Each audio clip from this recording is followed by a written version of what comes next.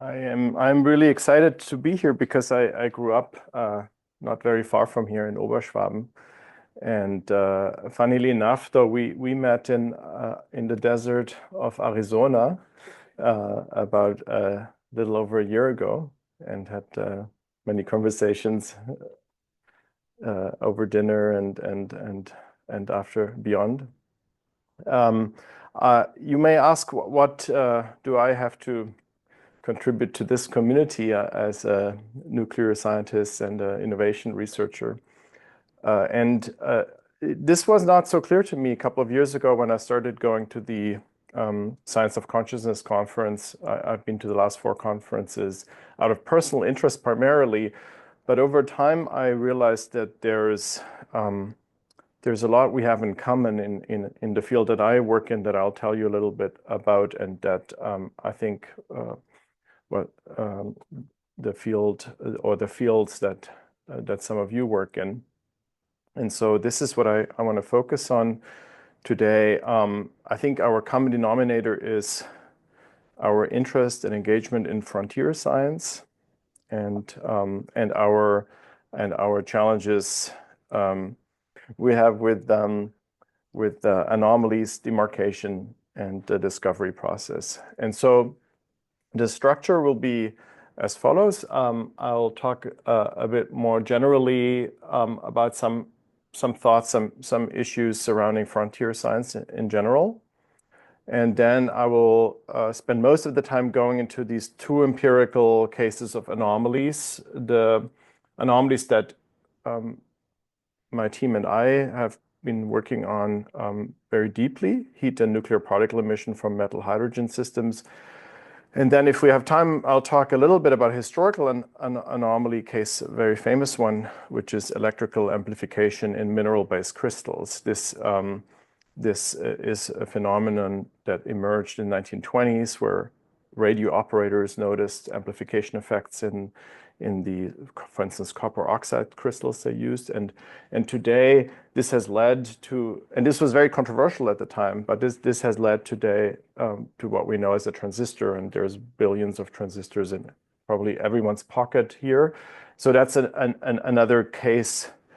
That's in a sense a case of an anomaly that was very controversial initially that's completed, and we have the benefit of looking at it historically. And then the first case, what we work on is a case of a controversial anomaly that's still ongoing.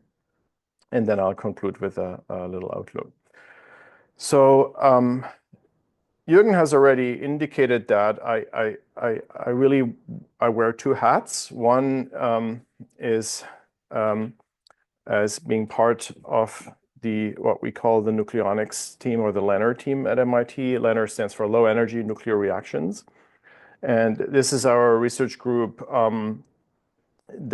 whose goal is primarily to gain precise control over nuclear states and nuclear reactions. So the goal really is to get as precise control over nuclear reactions and nuclear states as we have over electronic states in devices like our phones. So this is really testimony to the degree of control we have gained. If you think about the way a chemical reaction or atomic state changes take place, if you take a glass of petrol and you throw a match in, that's an energy release. That's a very violent, uncontrolled kind of atomic state change, or many atomic state changes. But then in our phones, we have atomic state changes happening much more precisely. And so we are seeking to achieve the same at the nuclear level, where so far nuclear reactions take place only very violently in an uncontrolled way. But there are very interesting quantum effects and mechanisms that promise to have much more precise control over those. And then my other hat I'm wearing is as a researcher in the Industrial Performance Center, and that is really an innovation research center at MIT that seeks to understand things like science, topics like science policy, and also seeks to impact a science policy. And so that's really where where I think there's some there's a common denominator with the interests of this institute. Okay, so frontier science, I define it here as science that is driven by anomaly reports, and where there's often ambiguity around the empirical reality of the claimed anomalies, and also where there's difficulties in integrating reported anomalies with established theoretical frameworks. And so this is just an artistic illustration. We'll operationalize this a little bit more, but I think it's a good illustration because there's really the frontier, like the metaphor of the frontier, I think is a very good metaphor for science. And there's also the notion that you have the fortified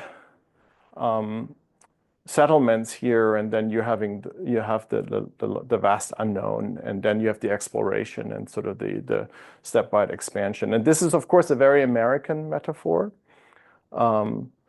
shaped by Americans, but also by many Germans, I should say, that moved to America in that period of time in the 1930s and 40s. So here is a very famous report that Vannevar Bush, who was the president of MIT, was asked to deliver to Franklin Delano Roosevelt, Science, the Endless Frontier. And that again reflects the notion of science being this kind of frontier that expands into the unknown. And as you, or as many, or some of you probably know, frontier science can be difficult to work in for technical reasons, because the questions, the methods, many things can be difficult, but also for sociological or institutional reasons.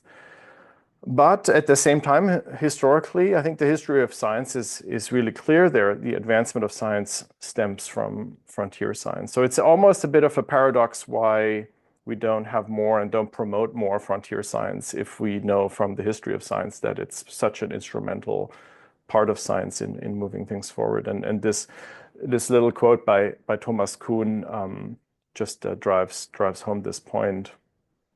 And so I think it's clear because of this paradox that we need to find ways to more constructively engage with frontier science than we do today. And that is evidenced simply by the fact that there is actually, comparatively to the total amount of scientists and science work that's being done, there's actually very little frontier science work, like what's happening in this institute and in a small number of other places. Okay, here I'm trying to operationalize a little bit more of this metaphor of the frontier, and I'm actually using a paper which I really like by Harald Attmansbacher. Here even he is listed with the IGPP as the affiliation. And I should mention I've known Harald for a number of years, and it was nice to meet you together with Harald, Jürgen, in Arizona last year. But Harald wrote this paper where he also emphasizes, like others did before him, like Thomas Kuhn, for instance, the importance of anomalies. But he, I think, makes a very valuable contribution in that he provides this taxonomy of different types of anomalies. So he distinguishes between interior anomalies, frontier anomalies, and no man's land anomalies. And so if we think about now, again, science as this frontier that evolves with different fields that fall into place, then I try to capture here a little bit how one could maybe represent these three different types of anomalies. And then over time, as science advances, there's little subfields forming around these anomalies, and there's these cross connections, and these anomalies kind of get absorbed and folded into mainstream science. And over time, the frontier advances, and these also get enfolded or encapsulated, as I like to say. And that's the process I'm most interested in. And really the question is how can we understand this encapsulation process, this evolution of the frontier, this unfolding of anomalies, and how can we promote it? and drive towards it more systematically. And so in the ideal of science that is actually quite often taught and believed by many scientists and also in many textbooks is that a scientist comes across an anomaly and they're excited and it causes change and it drives forward the field. But then the reality is often different. It's more human or more messy. And as also here I'm invoking again Thomas Kuhn, who argues that anomalies are often not met with excitement and curiosity, but with defensiveness and with accusations of maybe mistakes or fraud. And of course, in some cases, these are also justified. So yeah, we should be aware that anomalies can be both an opportunity or a threat. And so there is always around an anomaly this epistemic ambiguity and the question of whether it should be paid attention to or whether it should be dismissed. And this gets us into the territory of demarcation, kind of a key concept in the philosophy of science. Demarcation, as coined by Karl Popper, as the question of how to distinguish between science and non-science. Sometimes pseudoscience is also mentioned in that context. And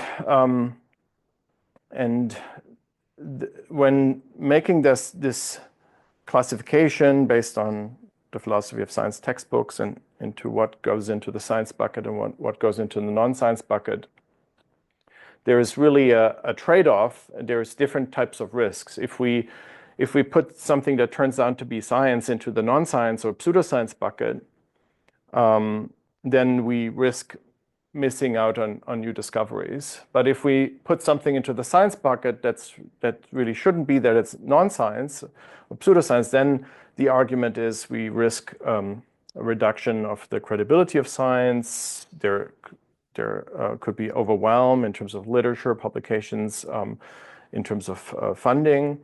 And science can be, the fear is that science could be instrumentalized by different kinds of interests. And so that's the argument for why demarcation is important. But ultimately, it is a normative choice here what communities or social processes put into what bucket, because it's ultimately a weighing an assessment of these two types of risks. Are you more worried about a false positive or a false negative? And so out of this normative choice grows a polarization where some people are more cautious, more worried about these kinds of risks, and other people are more worried about these kinds of risks. And it would be fun to go into this a lot more.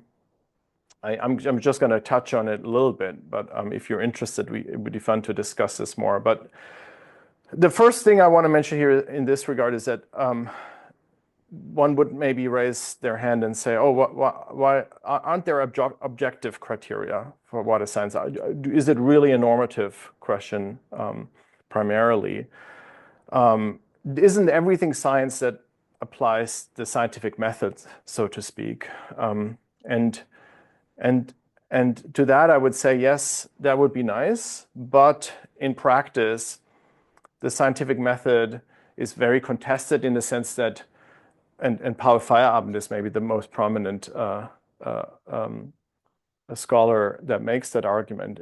There isn't all the attempts to define a scientific method that would match everything that we historically consider as science. They have failed because there's always been areas that we consider as science, but they didn't follow a certain method or and so forth. And so and then there's challenges around this so-called scientific method as it's represented here.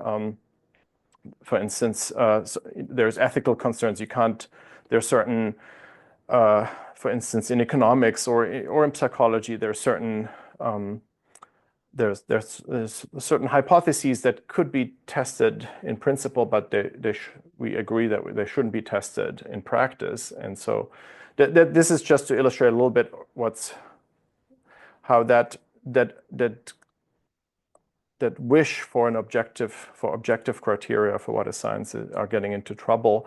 And then there are other philosophers and historians of science and sociologists of science have shown how this demarcation argument, the power to put a topic or research area into the science or into the non-science bucket, have been frankly abused or used out of very human type of interests, social norms, the promotion of certain worldviews, or the protection of the status quo of funding streams and so forth. So this is nicely documented in some of the books and papers I mentioned here. And Thomas Kuhn also has described this in quite remarkable words. He refers to education in the natural sciences as a dogmatic initiation in the pre-established tradition. And somewhere else he says that except this is narrow and rigid, this type of education, probably more so than any other except perhaps in Orthodox theology. And he refers specifically to the kind of textbook-based education, where rather than, for instance, in many fields of the humanities, education is a kind of a discourse, and it's dialectical. Natural science education is often a textbook where there's a monolithic kind of view of what science is, and this is also if we think about Niklas Luhmann and this concept of autopoiesis as the systems reproducing themselves. So this would be an explanation. This would be one explanation for why scientific communities kind of become very defensive in the face of change and potential disruption. And another perspective, I already alluded to it, is simply the personal sense of safety of scientists and the threat that comes from ideas that could undermine authority and access to resources, for instance. And then something I'm very interested in, I don't have time to go into here, but it's the personality psychology of scientists. This is one of my favorite papers, Why Are Modern Scientists So Dull? How Science Selects for Perseverance and Sociability at the Expense of Intelligence and Creativity. But this is really also piggybacking on work by Metzler, for instance, in the 1960s. This is a nice paper, meta-analysis of personality in scientific and artistic creativity. And even there's a nice, this is the inaugural lecture by Friedrich Schiller as a professor of history at the University of Jena. What is and to what end do we study universal history, in which he distinguishes between two different types of scientists. I think he calls them the Brotgelehrte, the bread-fed scholar, and the philosophical mind. And so this notion that scientists are not all the same, they're not sort of deterministically driven by the requirements of science, but that they're human personalities, and that those personalities impact the kind of dynamics in science and impact this question of demarcation and this question of what is science and what is not science. That I think that's a very fruitful, very fertile ground, and I'm very interested in it. And if people are interested in this, maybe we can follow up and discuss this more. So this is okay. This. On the side, coming back to my overall argument here is that I think, as others in the philosophy of science have suggested, the demarcation view as a static view of science, where you kind of once and for all separate topics into this bucket or into that bucket. It's not a good, it's not a productive stance. It's something that can lead to science becoming stagnating and self-serving. And I think we need to shift to a picture that is more akin to what I talked about earlier, which is the science as a frontier that's dynamically evolving and that can encapsulate anomalies over time. So there isn't science and non-science. There is science and not yet science in the best case. And so then the key question I'm interested in is, how does this kind of encapsulation take place, and what can be done from a science policy perspective, but also from the perspective of individual researchers or communities of researchers? What can be done to promote it? And here I call this an epistemic transformation of maybe a contested, controversial area of anomalies that then, through this epistemic transformation and the advancement of the frontier, becomes part of science eventually. And so this is what I'll talk about in more concretely, drawing on our own experiences. The epistemic transformation involves multiple layers, and here again, this refers to our own experience. So there's things that we could do as a frontier community, upgrading a lot of research from improvised to rigorous, from close to transparent when it comes to, for instance, sharing data and analysis and so forth. What has happened, not entirely, but already, I think, is in the process. But in the ideal case, through this epistemic transformation, the frontier area field turns from underfunded to well-funded. When it comes to the interaction between funders and the frontier community, it turns from inactionable to actionable. I think my experience is that often funders hold back because they may recognize that there are some anomalies present, but they don't know how to engage with them and what comes next and where this should go to. So that this is another sign of epistemic transformation, that there is a sense of actionability. There is, and this is something we've experienced, there is a protection from competing communities of incumbents that try to maybe attack new approaches.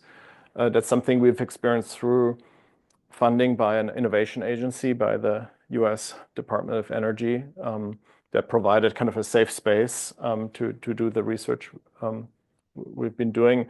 And then there is a transition among the scientific community and at large and the public from stigmatized to the perception of legitimacy.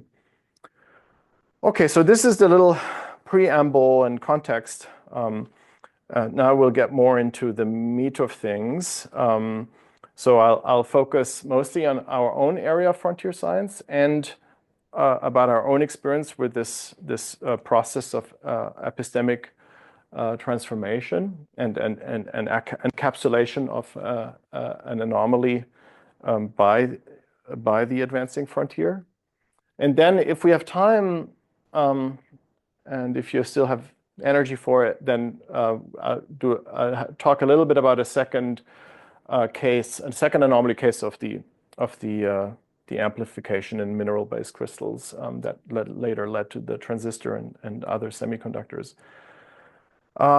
So I deliberately don't talk much about your field here because I'm not an expert. I'd like to say yet. I hope to get more expertise over time, but I think I depend on you to recognize parallels and maybe bring those up in the discussion and see what you recognize, what you think is applicable or familiar to you. And so I'm eager to learn more about your areas of frontier science in the discussion.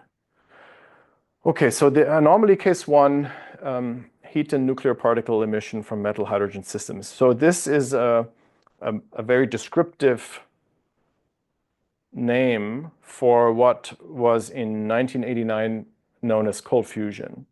And this all started with these two chemistry professors giving a press conference at the University of Utah in 1989, claiming they had achieved nuclear fusion in a small tabletop-sized device at room temperature.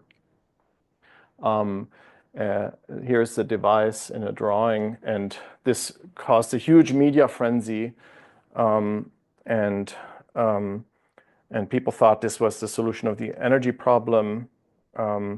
The actual data, which only was published later, this was part of a problem. There was this press conference and announcement, but the data was published several months later. But the actual data that they referred to was this cell had its temperature monitored. So this is around 32 degrees centigrade over many days. And this is what a typical baseline looks like. This is slightly above room temperature because there's an electrical current applied. But then the anomaly was this huge excursion of temperature over many days. And if you integrate this over time, then you can get a total energy, which is almost 6 kilowatt hours from this like small cell. And then the question is, of course, okay, where could this energy come from? Well, there is the known candidates for where this energy could have been released from, which is the deuterium, the heavy water, which is deuterium is an isotope of hydrogen. So it's called heavy water because it has an extra neutron, and so it's actually heavier. But when you electrolyze water or a water isotope, it separates, and when you recombine it into water, then you can get a chemical energy release. But the chemical energy release would have been that's possible from the amount of heavy water in there would have been 100 times smaller. So that was the nature of the claim, that there's a lot more energy released than what the components in the system would have allowed for under sort of known textbook physics. And so what was the problem then? Because while there was a lot of public interest, a lot of physicists were infuriated by that. And that is because there were two theoretical puzzles. How could the fusion rates be so fast in this kind of system? Because usually fusion rates are plotted as a function of temperature, and they're extremely low, not observable at such low temperatures. And you have to go to, typically people go to tens of millions of degrees of centigrade and higher to observe nuclear fusion. And then how come heat is the main reaction product that's being talked about? Because typically fusion involves, and I'll show that in a second, nuclear particles such as neutrons, protons, and so forth that can be measured with detectors, and those were claimed to be not present. So the second theoretical puzzle was how come there would be different products? But then there were other challenges. I already mentioned the lack of documentation. There was this press conference, and it was kind of slow to be released what the experiment actually looked like. Some researchers tried to go off these kind of pictures in the press to do replications, but as you can imagine, this was almost useless type of research, because if somebody it's not a replication if it doesn't meet all the same conditions, and without the documentation, you can't meet the same conditions reliably and so forth. I mentioned how this heat measurement, this is known as colorimetry. This was considered an unorthodox diagnostic, especially by nuclear physicists. There were difficulties in reproducibility, and there was no understanding of the key variables. And to make matters worse, Fleischmann and Pons did indeed make some mistakes in their gamma measurements. They did try to do some nuclear particle measurements, and they make some mistakes there. And that was a welcome opportunity for skeptical scientists to say, well, look, these people don't know what they're doing, so we can dismiss the whole thing. But I think maybe most importantly, this was chemists telling physicists how to do fusion, something that physicists, thousands, 10,000s of physicists had worked on with billions and billions of dollars for decades. And here come two chemists claim they can do it. So there was also this kind of provocation. Okay, I'm gonna just give you the fast forward to today's perspective. From today's perspective, the claims are much less controversial per se. I think if this happened today, with everything we know, the knowledge we've gained of the materials involved and the physics involved, I think we would look at something like this and say, well, metal hydrogen materials are complicated systems. They have surprising properties. For instance, we know today there are special phases of the material where the atoms can arrange in such a way that you have a lot of defects and you have a lot of space between the metal atoms. And these defects allow for close proximity of the determined nuclei. This is well known, even outside of the cold fusion or low energy nuclear reactions literature. And there are oscillatory modes of the lattice that can cause weak but significant couplings across large volume of nuclei. And when we look into nuclear physics and quantum dynamics, the traditional view is that nuclear reactions are always modeled in isolation. You only consider two reactants at a time, but there are many quantum systems where this is not a legitimate simplification or reduction. You have to consider the interactions, and you have to have a many-body, so-called a many-body modeling effort. And so from today's perspective, the claims might be considered much less controversial, but at the time they were controversial, and because of the specific circumstances of the press conference and the lack of documentation and the mistakes that were made, this was a big problem. And I just have two slides, so hopefully you can get a sense of how vicious the response was and how deep and toxic and the kind of attacks were on people working in this field. And I noticed this even when I started working on this about 11 years ago. And to some extent still today, but I think we have made a lot of progress in this epistemic transformation. But I noticed this. I certainly know from when I started working on this, people would say, you're ruining your career. This is crank science. This is junk science, voodoo science, whatever. But then this is not something you would expect from, if you look at it this way. But at the time, and this is an article that was written by David Goodstein, who was the vice provost and professor of physics at Caltech. And he wrote this in 1994. And I think he describes it quite well, that basically, and maybe let's start here, in May 1st, 1989, the American Physical Society held their annual spring conference. And there were three famous scientists who made a huge sort of attack on Fleischmann and Pons, and basically attempted not just to discredit the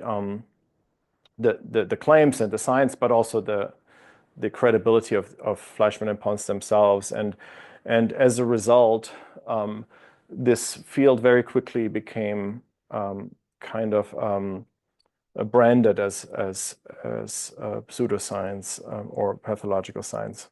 And there's a more recent account from a friend of ours, Hugh Price, who was a philosophy professor at Cambridge University, and he describes in a 2024 book chapter also this, how professionally toxic and how much of a liability working in this area had become, and the stigma and the risk to one's scientific reputation. So that's just something that may be familiar to some of you in terms of working in frontier areas of science that are being scrutinized, sometimes maybe unfairly. Okay, so our view of the history is that there were mistakes made in the early days on all sides. Today, we don't dwell too much on the history. We look to the future and focus on the science. And that involves, on the one hand, empirical work to get better control of the experiments and a better sense of what the anomalies actually are and under what circumstances they occur. And then theoretical and modeling work to understand what mechanisms may be causing them. And so then this epistemic transformation involves two kinds of angles. One angle is the research that we conduct and that we have control over, where we declare and we follow that we do this research at the highest scientific standards. And we try to identify what kind of mistakes were made by the community of proponents and remedying these mistakes rather than being defensive and trying to be insulated against criticism. So that's the kind of things that we can do and we have control over. Then there's also institutional shortcomings. And that's where we also try to identify them and then work with institutions to remedy those. And you'll get a better sense of what I mean by that in a second. But so when we, so I mentioned now already this word Lenner, which is I would say the contemporary term for this kind of research on what formerly known as cold fusion, low energy nuclear reactions. It's in many ways, I think, a better term. Because it's more descriptive, it's more agnostic. This term cold fusion already implies that we know what the reactions are, what causes the anomalies, that it's fusion. We think it is fusion, but it's not the usual type of fusion. So in a way, that change of names that the U.S. Department of Energy has also adopted, that's a reflection of that. But then we also, specifically, we see this as the low energy nuclear reactions literature and the experiments as kind of an anticipation of a new field of science and technology, which is the precise control of nuclear states through quantum effects. And so we refer to this as nucleonics as a counterpart to electronics, because electronics really is the precise control of atomic or the electronic states.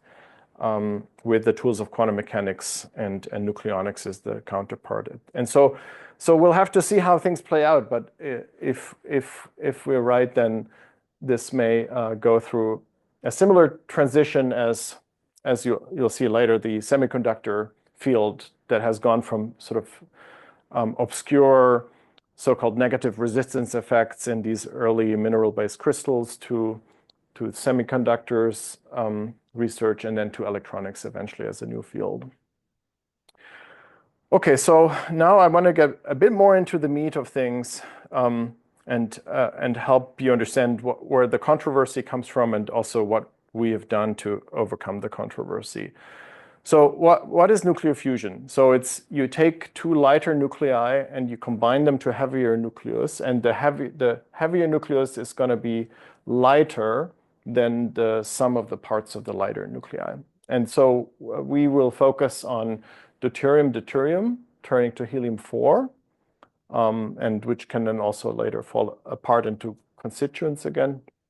And this is the difference in the mass here that can be converted to an energy.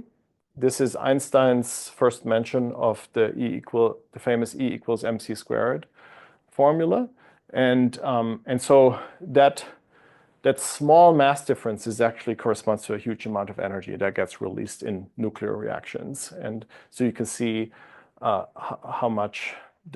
the proportions are. It's about 1 million times more dense than chemical reactions, and for instance, your lithium-ion battery is a chemical reaction in your phone.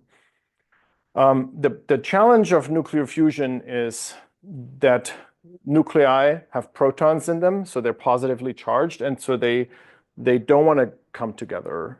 So they repel each other, and the closer you get, the more vicious this repulsion is. And so that's the argument for why you need to heat everything up, because then you get large kinetic energy. Everything races around and bumps into one another. So if we plot this, the fusion rate per second for a pair of deuterium nuclei, and then we have on the x-axis the kinetic energy, which can be converted into a temperature, then it's about at the 12 million degrees centigrade limit where the reaction rate goes down so far that you don't observe anything anymore with the modern detectors. And then these are the typical reaction products from the deuterium-deuterium reaction, which did not show up in the Fleischmann and Pons reports. So, but these are all basically neutrons or protons or gamma rays, and these have not shown up at certainly not at the right rate corresponding to the amount of heat that they claimed has been released. And so what nuclear fusion researchers do typically is things like this. They study when you heat, say, deuterium gas to very high temperatures, it turns into plasma, and then you get all kinds of dynamics. You confine this in a magnetic field, and then you get all kinds of dynamics. And here, this is a simulation where researchers have simulated how these particles behave in the plasma, and they've singled out individual nuclei. And so basically, this is the bread and butter of nuclear fusion research. You treat these nuclear, you try to model how these nuclei behave, and when they bump into each other, then you evaluate whether they fuse based on the kinetic energy that they have. And so that's basically fusion in a nutshell. This is, and of course it's very complicated, but it mostly takes place, or almost entirely takes place, at the level of how do these nuclei move, and not at the level of the reaction itself. And okay, so things look very differently in these cold fusion research setups, and this is added to the confusion around cold fusion, that researchers, and I should say many of these researchers initially were academic researchers, but then as the field got more and more reputationally tainted, a lot of this research took place in the garages of retired professors or like with low sort of shoestring budgets by maybe academic groups on the side or so. And so, but you had a variety of different experimental configurations. There has been no convergence to a particular setup, and they could look quite differently, but they all resulted in a similar kind of structure. So you have heavier metal nuclei in a lattice, like a palladium foil, and then you have you through different ways you're placing these deuterium nuclei in the spaces in between. And then what's also added to the confusion or the complexity of this all is that different researchers have focused on different characterization modes, different diagnostics. So we've already seen heat, like in the Fleischmann and Pons experiments. Other researchers have reported energetic particles, nuclear particles, but not the expected ones and not at the rates expected. And then other researchers have focused have reported that the surfaces of these sample materials, they exhibit new elements. And so that suggests the transformation of elements in these systems. And so you can look at this at different layers. This is kind of at the level of nanometers, and this is a level higher up, maybe at the level of micrometers, then or maybe this is picometers, this is nanometers. This kind of dimension where the whole system is embedded in a lattice, and in a lattice you have you have ordered parts, and you have disordered parts, and you have these smaller nuclei that's in between, and it's a whole big mess basically. And so here are some of the terms that material scientists would refer to when they look at a lattice like this: the grain sizes and the defects and impurities and all of these things. And so there's a lot going on in such samples, and there's a lot that can go wrong. And so I sometimes like to refer to this paper that's written by material scientists: to err is human, to reproduce takes time. In material science, as is the case in biology, for instance, things are messy, things are not very well controlled, and it can be hard to reproduce things. And physicists tend to not appreciate that because, especially depending on where they come from, but there are many physics experiments that are highly controlled where you can isolate all variables and tweak a few variables and get very clean results that are very reproducible. So that's another part of this kind of cultural difference here. So I've mentioned a little bit what the relevant physics is for people doing nuclear fusion or in a plasma. The kind of physics that are more relevant to us are what's called phonons. So not only are the structures and the composition complicated in these samples, but you can also get dynamics. So the vibrations that you see here are at very fast rate taken with an electron microscope camera. And so these are vibrations of a lattice, and these can be modeled. So there's this is widely done in material science, where researchers model these kinds of different vibrational modes, and there's these diagrams as maps to navigate them.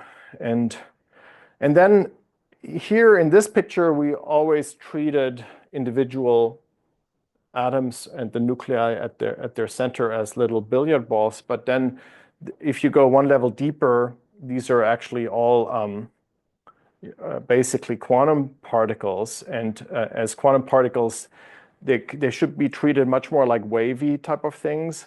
This is a research group at the MIT math department that's creating these mechanical analogs of quantum systems by using water and oil in basins and creating different kind of vibrations, and they can reproduce many quantum effects in detail. And so, but this is a much more appropriate picture really to think about what's happening with nuclei in a lattice. And so we've created this little video as a part of a communication effort where, so you can see here, you can see the different electronic states of silicon and a state transition from one silicon state to another silicon state. That's, again, the precise control of atoms driving electronics, but then the nuclei are at the center if you go many orders of magnitude down to the femtometer range. And then what we're aiming for is to to induce the state changes in nuclei deliberetely. And then again, here we are again at the level of the lattice, but there are all these complicated dynamics at the level of the lattice, and you have this migration of both atoms and also the metal atoms, which are here in gray, and then the deuterium atoms with their nuclei, which are here in yellow. And so these are things that we have modeled, and then so then if we go even deeper down, if we zoom in, we look at the quantum, the Schrödinger equation that governs basically the way these nuclei are arranged, and what basically they describe the probability distribution in space of where you find nuclei, whether you find them far apart, like in a pair of deuterium nuclei, or you find them closer together. And the probability that you find them close together is very low, of course. But the point here is, in the more rigorous quantum picture, it's not they're apart and you violently push them together. There is a probability that they can be together because of the Schrödinger equation and the wave function. It's just that the probability is very small. And so what the fusion reaction is in this kind of framing is really moving from this high probability state that is the deuterium molecule to this low probability state that is the helium, the melted, the fused helium nucleus. And if you just, we've created these different kinds of illustrations to show if you just wait spontaneously for this probability distribution to play out and for this transition from the large distance deuterium pair to the small distance helium nucleus to play out, then you have to wait for a very long time. This has been shown in 1989 in a Nature paper. Nicola, I think you converted this into years. My colleague Nicola is here. Is it 10 to the 50 or something years you have to wait? So that's fair point that this is a very unlikely kind of reaction to take place spontaneously. But then this is very nice work at the Max Planck Institute for Complex Systems in Dresden. And they have shown that we can model these probability distributions at the quantum level. We can model those through mechanical analogs, and those can be very intuitive. And so basically, they show that you can treat a nucleus in an excited state that's, for instance, far apart as a pendulum that's swinging in isolation. I think I paused this here.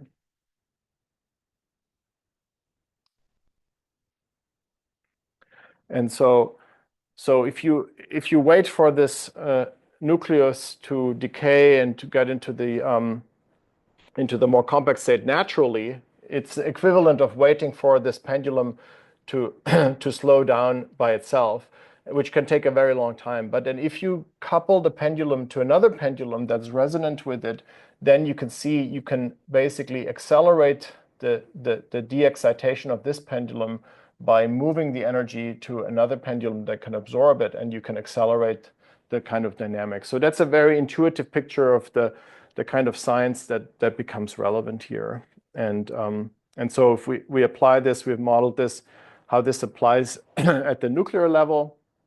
If you don't treat this in isolation, but you create a coupling with some of the metal nuclei in the environment that can absorb the energy, and you see this by them becoming larger, then you can move the occupation probability back and forth, and basically you don't treat the system in isolation.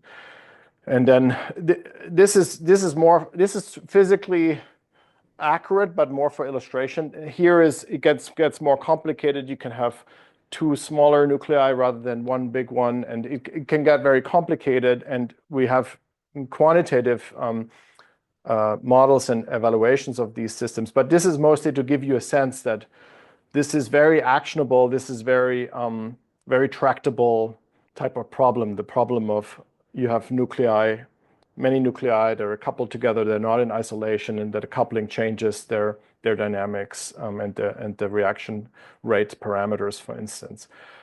So we've published on these kind of ideas in this context in different ways. So here's a paper.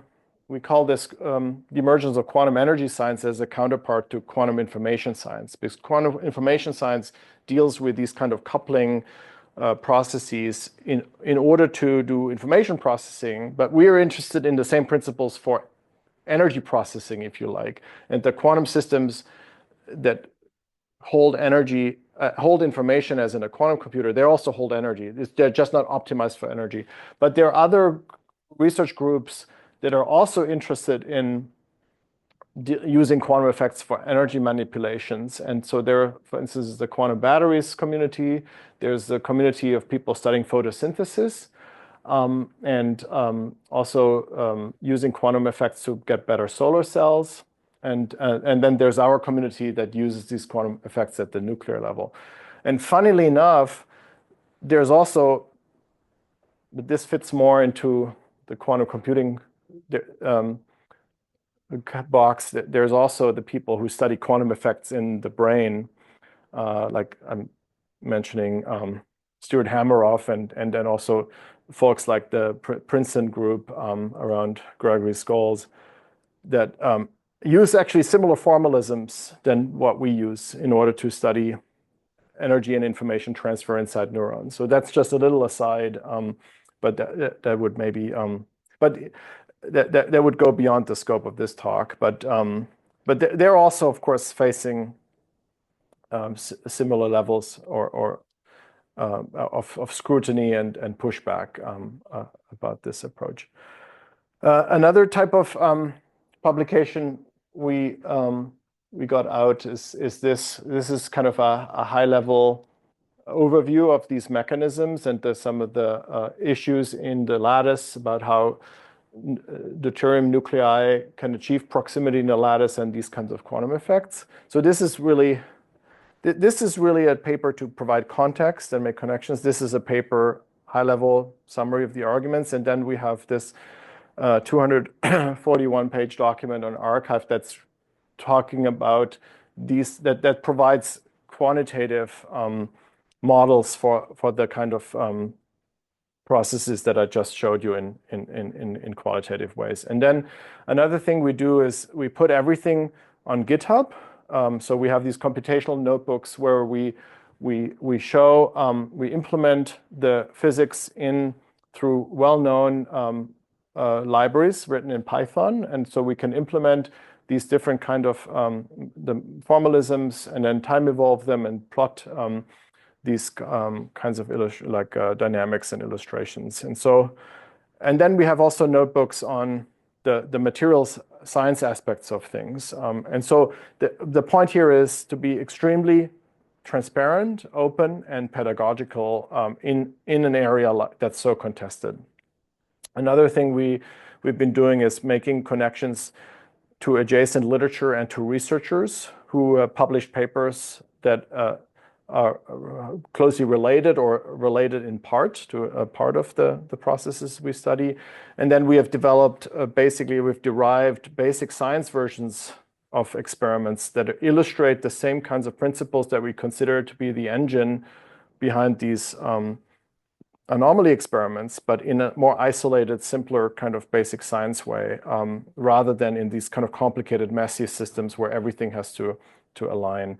And so from that, we developed a roadmap that starts with research papers and experimental configurations that are very close and kind of incremental to what's in the last 2 years been published in the literature, to then incorporate more and more of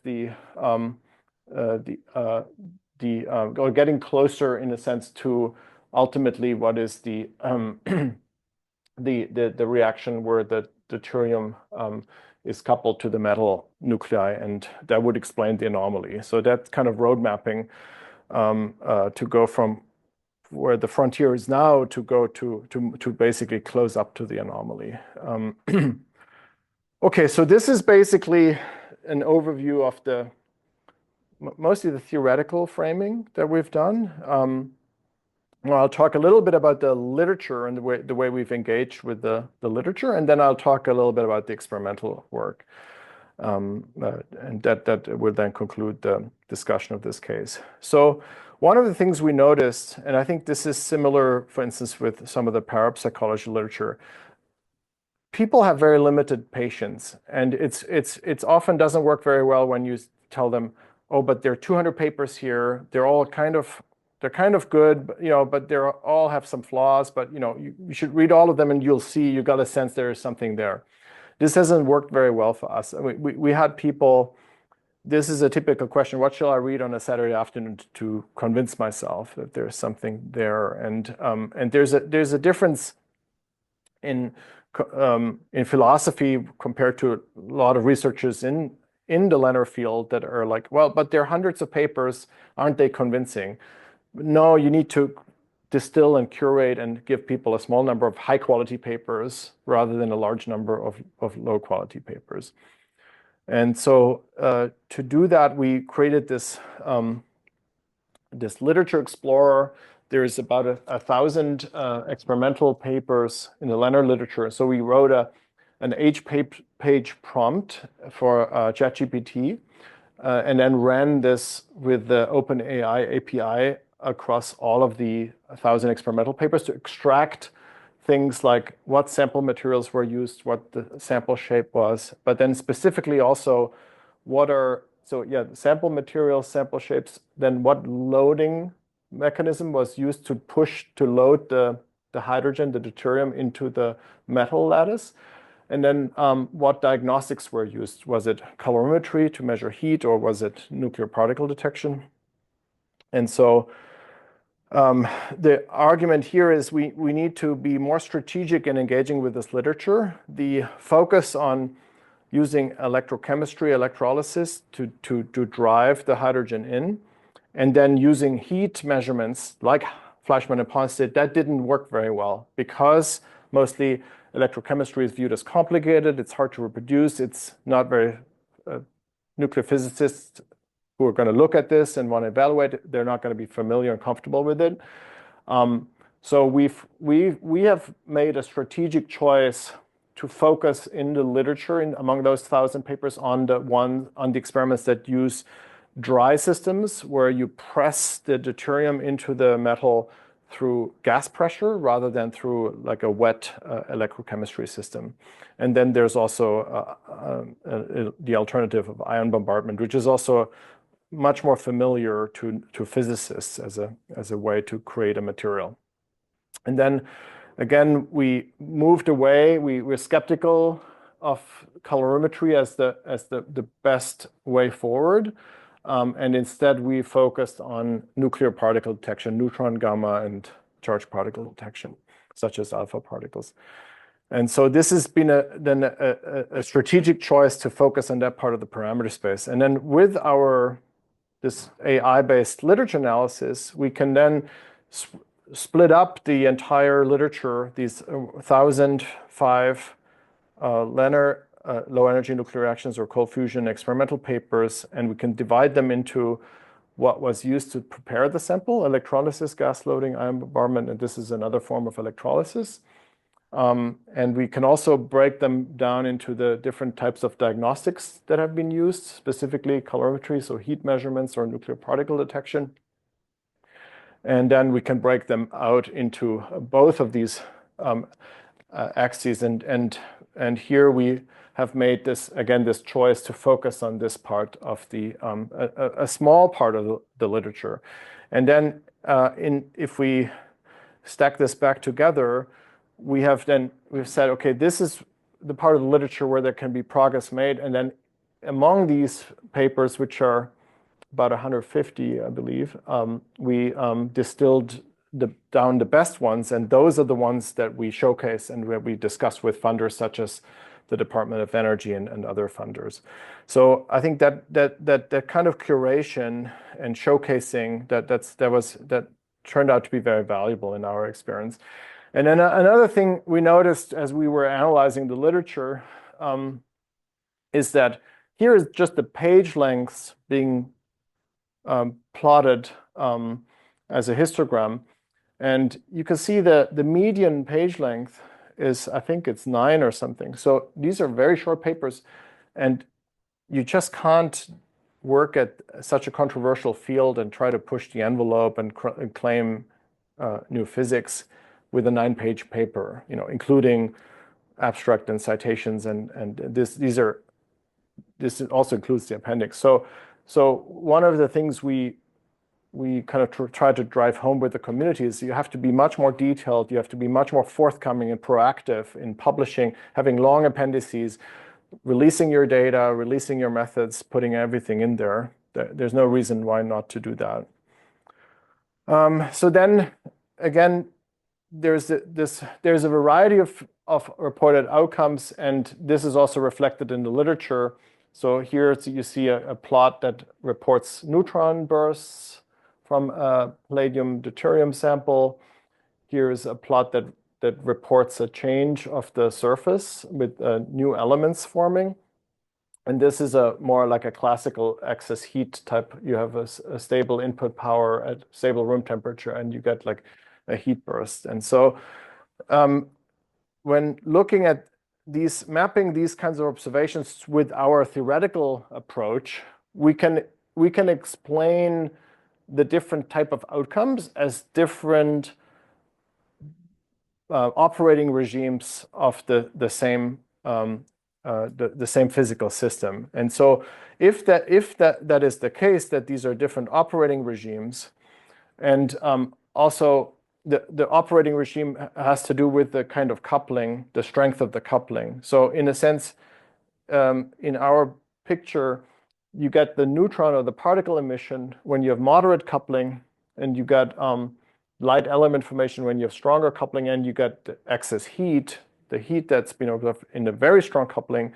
But then heat is also heat. So to get the heat, you need better experimental conditions, and the heat is also a more ambiguous and controversial type of observable that basically tells us maybe we shouldn't focus on the heat. Maybe we should focus on the nuclear particle emission, such as the neutron emission, where both the experimental conditions are easier to achieve. It's easier to explain as well, and there's less ambiguity in the measurement. So that's a kind of strategic choice. And what this resulted in is really a small selection of papers out of the 1,000 papers that we consider to be the most credible or the most promising in terms of helping to advance. And this is an example. You have a palladium thin film on a silicon substrate. The deuterium goes in between, and then after several weeks of pressurized deuterium, you had this formation of these spots on the surface. And what's particularly encouraging here is that in these spots, you have not only the appearance of these lighter elements, these new elements, but you also have a reduction of the original palladium presence. And then these elements are there in the pairs of the fission products that result from the palladium breaking apart.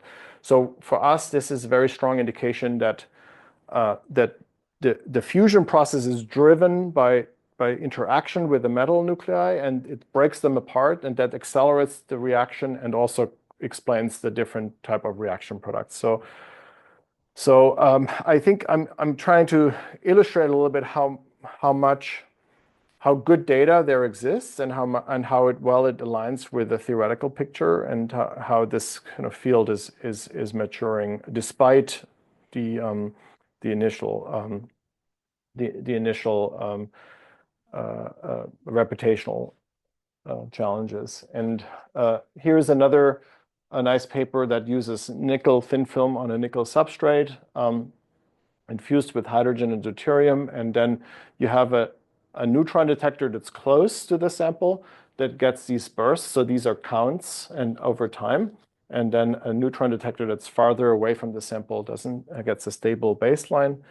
And then there's another nice kind of work where a palladium foil was bombarded with deuterium ions that were implanted.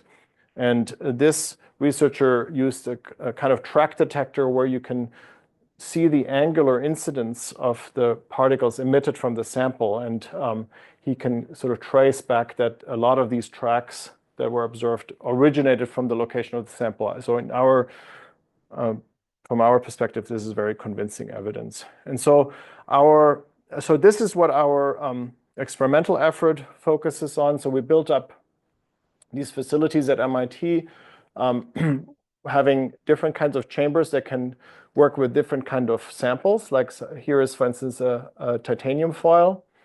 We work mostly with palladium and titanium. So here's a titanium foil on this heater that's also a sample holder, and then it can be put inside the chamber. It can be pressurized with deuterium, and then these are radiation detectors, and then we can monitor the radiation over time and also monitor the different kind of energy ranges that are candidates for emission. Again, we put, just like with the theoretical work, we put all of our data and analysis on GitHub. Everything is open and public, and we follow best practices. So for instance, in the past, people reported neutrons over time, but you could get sort of different effects from different levels of aggregation. So we're addressing this by providing multiple levels of aggregation. And also we developed a statistical method that is independent of the levels of aggregation. And also we provide for every pulse here that is a neutron, we record and provide the waveforms that are characteristic of this actually being a neutron and not some electrical noise. And so this is then embedded in an experimental protocol that includes calibration with a known source, background, experiment, and background again. And then this is just showing this statistical method that we developed. And we've had an MIT physicist attest to us. This is a gold standard for neutron detection and analysis. So really, working in a frontier field like this, we have to go above and beyond the standard and not make any compromises there. Then we have developed some techniques to map the entire surfaces of our samples. And we also put all of those images up on our server. They're publicly accessible, the before and after. And then one can do the analysis of the elements that are present at different parts of the sample. So the point here is that our capabilities map onto the literature of strategic interest, and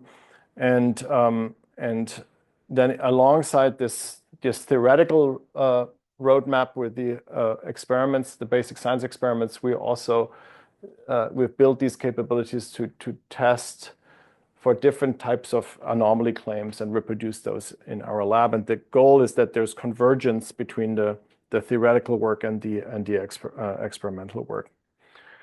Okay, now in the final part of this, I just want to show a little bit so this was things that are under our own control in terms of the research we do. This is now more the institutional side of things. We have benefited from an increase in legitimization of LENR research, low energy nuclear reactions research, by Google, having started a program in this area from 2015 and 2020, and then ARPA-E, which is the innovation agency of the US Department of Energy, having started the program in this. And both of these have added legitimization.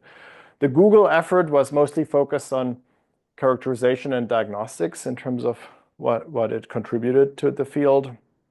But it helped by showing you can do careful research, and it is important to develop these kind of diagnostics properly.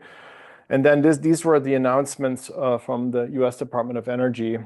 And I would just like to, these were extremely well done, and it was a very interesting, informative process over several years of us basically presenting what I presented to you now and getting program managers excited and convinced that it's worthwhile to investigate this area.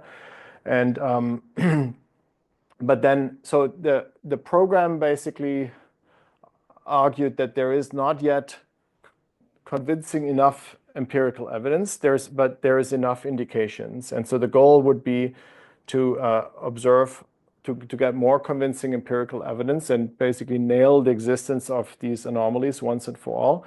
And then the significance was recognized to be very high because this may be an ideal form of nuclear energy. And so there was also an acknowledgement of this, what they here call the complex and controversial history. But there was also an acknowledgement of the huge amount of activity that's reflected in those 1,000 experimental papers. And so I think this is a great example of how a program should be set up, in the sense that it engaged with what's already been happening, what's there, but it also did not try to hide the fact that there are shortcomings and those have to be addressed. And they described it as a kind of stalemate situation where they were like, yeah, the quality of the research is not high enough yet, but we understand why that is the case, because it's been underfunded because of the reputational damage. Therefore, we're coming in, funding this field to break that stalemate, provide people with enough resources so they can upgrade the kind of experimental and theoretical work, which is what our team has tried to do exactly as was requested here. So if you're interested, I can send you these funding opportunity announcements. They're very interesting interesting to study as an example of what a program could look like. And maybe that this could be a viable way to engage with ARPA-H, for instance, the health innovation agency in the US. So this was the kickoff meeting of this program in 2023 in Washington, D.C. And again, so the hope is that this whole research field will turn from cold fusion. Now it is more in the referred to as low energy nuclear reactions to eventually nucleonics as a mature field. Okay, so I think I'm going to wrap up soon. Okay. I'm going to try to maybe skip through this in 5 minutes, the electrical amplification. And this is the transistor I refer to, the basis of the computer chip. And there's a lot of parallels in the sense that this also emerged out of these anomaly effects, and they were published in these radio news, these amateur radio journals in the 1920s.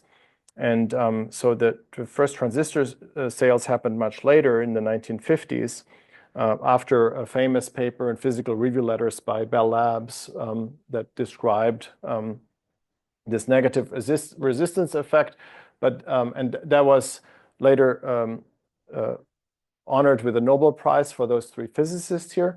But then again, you had anomaly reports already in the 1920s, and they already, one can look up in these amateur radio magazines, they have the same kind of negative resistance effects as later in the famous Physical Review paper. And you had this controversy where you had in the 1920s some commentators already anticipating and arguing that these amplification effects may be the basis of future technology. And then you had others like Wolfgang Pauli, who said who discouraged his students to work in this area and called it the physics of dirt, Schmutzphysik. And so you see this kind of controversy already in this field as well. And so then you had different research efforts and different designs that is for us very much a reflection of our field as well. And here I plotted the number of publications on semiconductors over time. And you can see there's the famous 1948 official invention of the transistor, but even before that, you had this trickle in this controversial field. And this is the famous 1948 publication. And then later you had the maturation and the refinement of these designs towards computer chips. And then if we look at this, I've looked into this in more detail. You can see the different anomaly claims. You can see different material studies. You can see the different theory advancements. So I see enormous parallels there to our field today in the sense that I think we are at this kind of pre-1948 moment, but hopefully we'll be beyond that soon. But again, it all started with this with these controversial anomaly claims. And so Bell Labs had a small team of 15 people. Our team is 10 people that integrated this kind of knowledge into these publications.